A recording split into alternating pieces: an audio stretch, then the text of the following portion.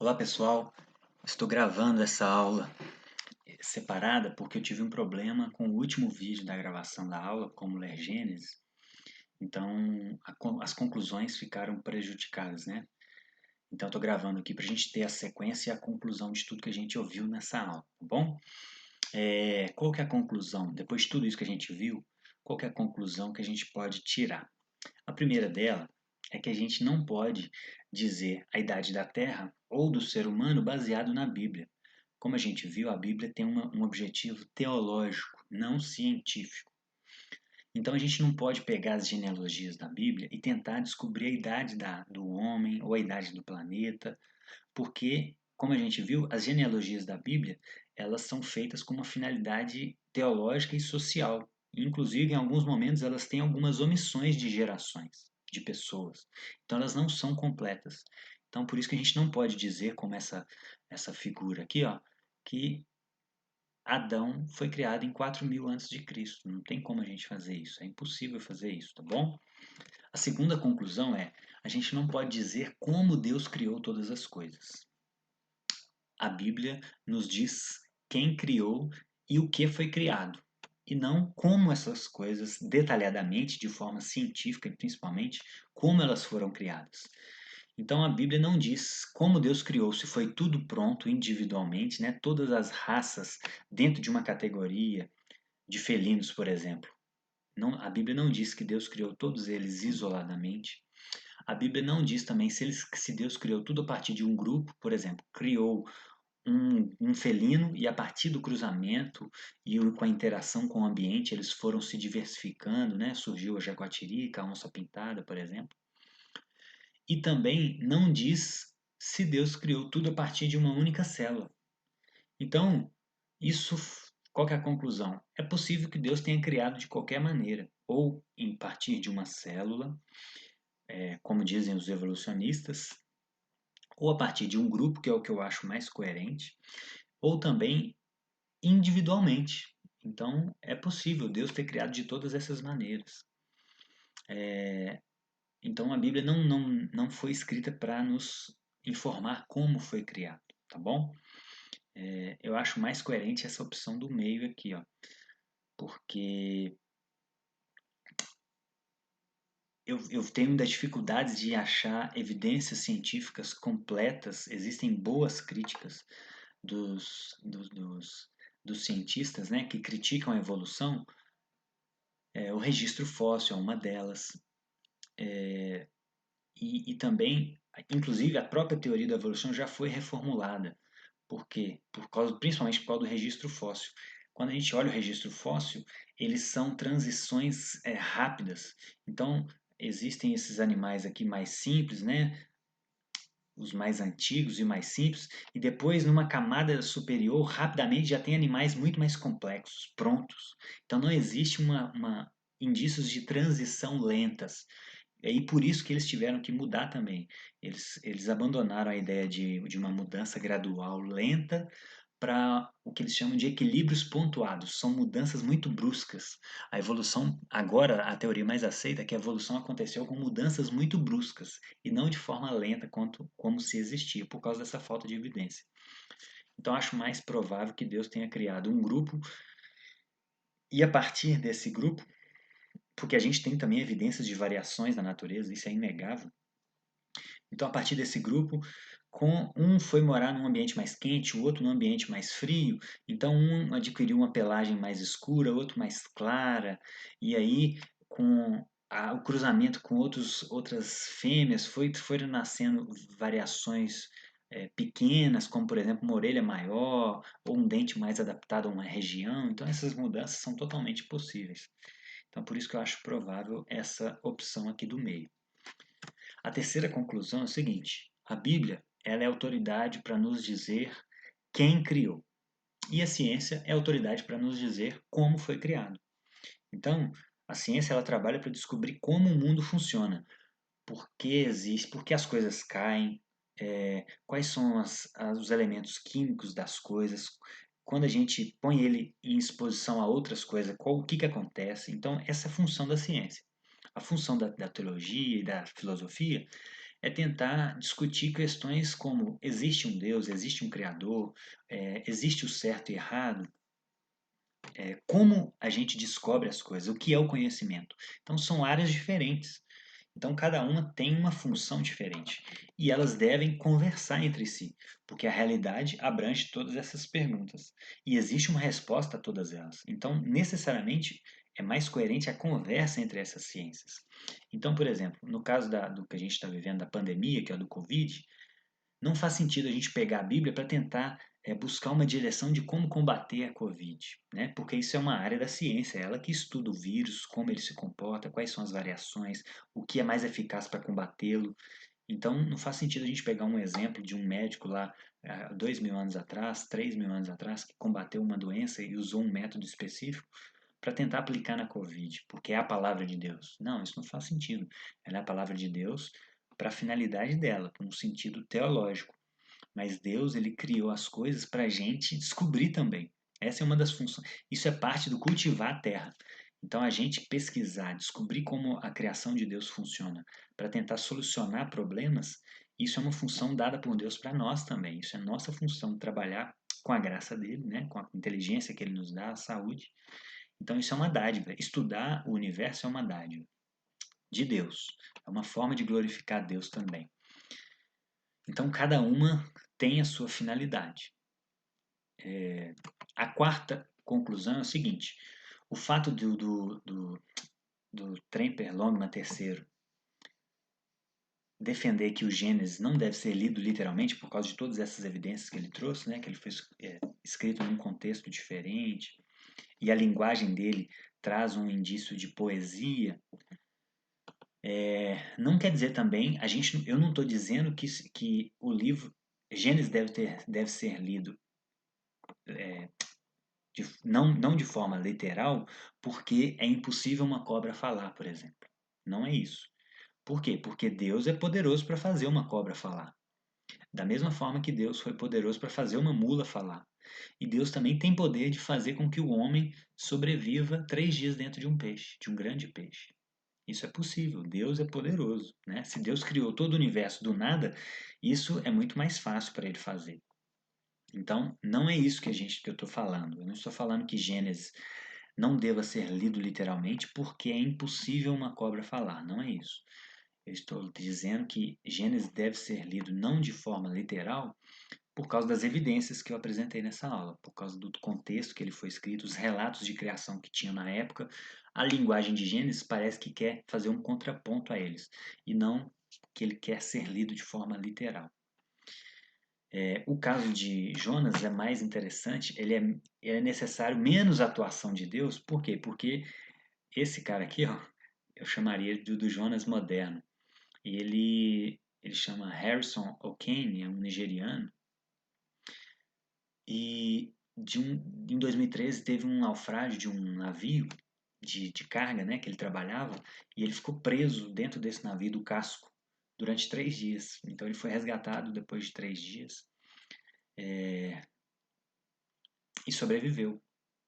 Então, Jonas sobreviver dentro de uma baleia é preciso menos intervenção de Deus do que uma mula falar, né? Então, mas é possível, tudo é possível, tudo é possível. Deus ele pode fazer, se ele criou o universo do nada, ele pode fazer qualquer outra coisa, né?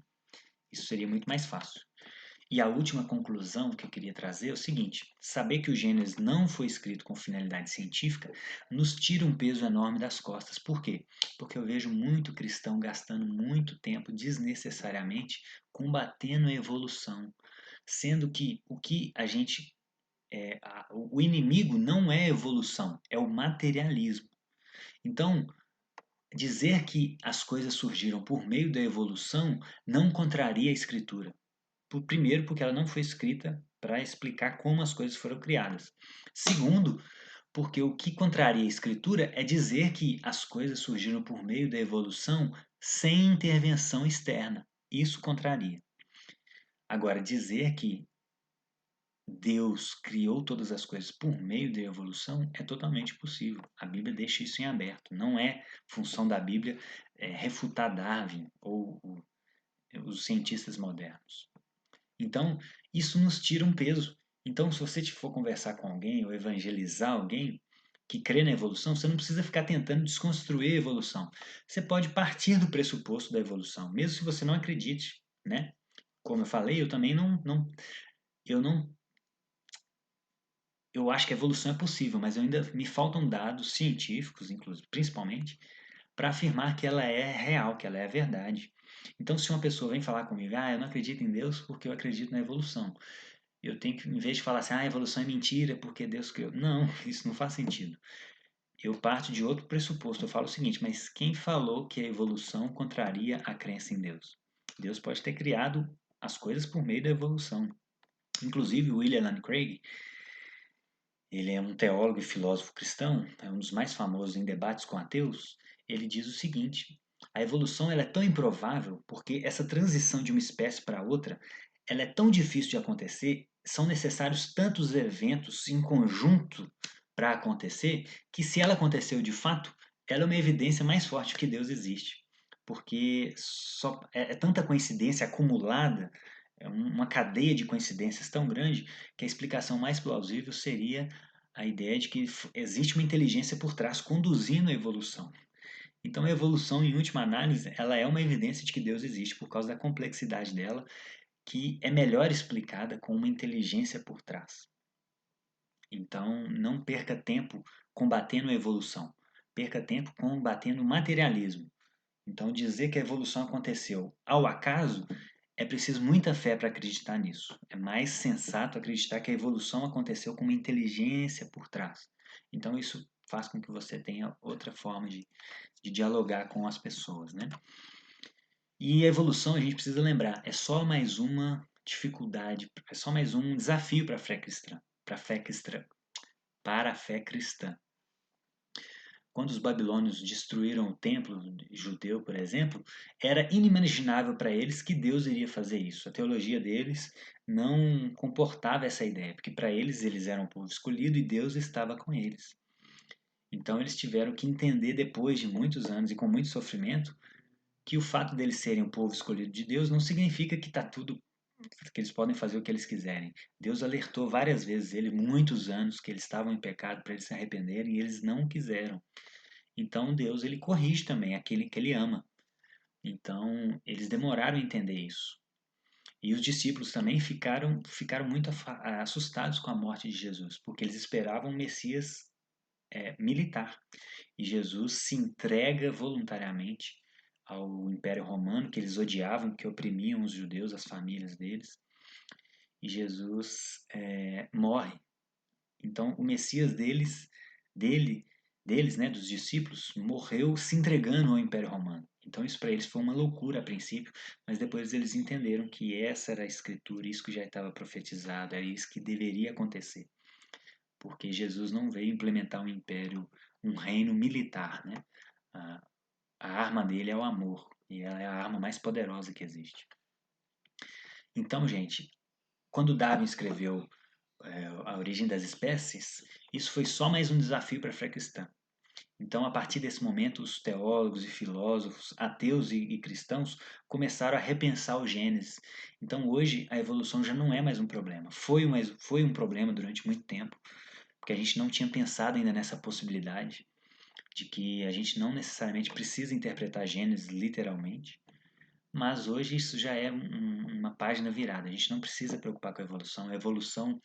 Não é uma, a evolução não é um empecilho para Deus, não é uma contradição a Deus, não tem nada disso, tá bom? E eu queria finalizar com essa conclusão das conclusões, né? Todo esse estudo de como ler Gênesis, dessa parte científica, de entender qual é a relação de ciência e fé, isso é muito importante para a gente dialogar com a nossa cultura, mas tudo isso só faz sentido último porque a gente está tentando descobrir mais sobre quem é o Deus por trás desse livro, né, que é a Bíblia. Então, esses argumentos intelectuais, esse entendimento é muito bom, é necessário, é fundamental, mas a razão mais profunda é a gente conhecer mais Jesus, conhecer mais esse Deus que quer se relacionar conosco. E Jesus, ele é mais racional, porque ele entrou na história, ele se encarnou. Nenhum Deus de nenhuma religião entrou na história. Jesus entrou, ele pisou na terra, existem evidências históricas da existência dele, isso já é inegável.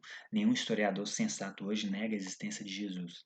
Eles negam a divindade, que é outro ponto, mas a existência de Jesus é inegável. Então, e nós que cremos que ele é Deus, acreditamos no que ele falou, nós temos uma fé mais racional por isso, porque o nosso Deus entrou na história, ele é verificável. E Jesus também, ele é mais objetivo do que as outras religiões. Por quê? Porque a religião é o homem buscando a Deus. E o homem, quando busca alguma coisa, ele tende a se projetar nessa coisa. Então, o homem está triste ou ele quer algo específico, ele fala que Deus é aquilo. Então, é muito subjetivo. Agora, na fé cristã, não. Deus é quem buscou a gente, Deus se revelou a gente. Então, a realidade veio até nós. E não nós, com a nossa subjetividade, buscamos a realidade. Por isso existem tantas religiões, tantas divergências, né? Tantas opiniões contrárias.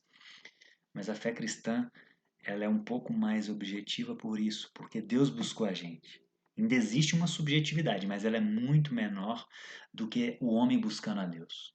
O homem buscando a Deus é a sua subjetividade falando o que Deus é.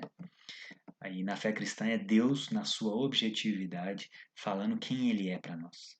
Então a subjetividade fica a cargo da nossa linguagem, da nossos pecados, né, que nos fazem negar algumas coisas desse Deus, que contradizem e confrontam o nosso ser caído, mas é muito mais objetivo, tá bom?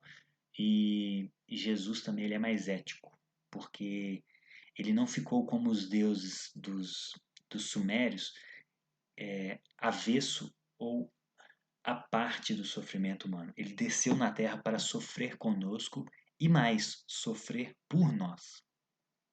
Nenhum Deus desceu e sofreu pelos homens. Pelo contrário, os deuses dos sumérios criaram os homens para eles fazerem um trabalho pesado que eles estavam cansados. Mas Deus não, Deus veio nos servir. Jesus veio nos servir. E ele morreu por nós. Isso torna a fé cristã muito mais ética, é um nível moral muito mais elevado. Isso é um Deus que merece a nossa devoção e merece nos colocarmos de joelho por Ele. Porque isso mesmo, isso de fato é Deus. Isso de fato é Deus. Porque Ele veio sofrer conosco e sofrer por nós. E isso é maravilhoso demais. Isso é maravilhoso demais. Então se renda a esse Jesus, que você tenha, que você conheça mais desse Jesus através dessa aula e que ele faça morada em você, que a sua vida será transformada a partir disso, tá bom? Que essa aula tenha te edificado e que tenha sido proveitoso para você, tá bom? Então até a próxima. Fiquem com Deus. Abraço.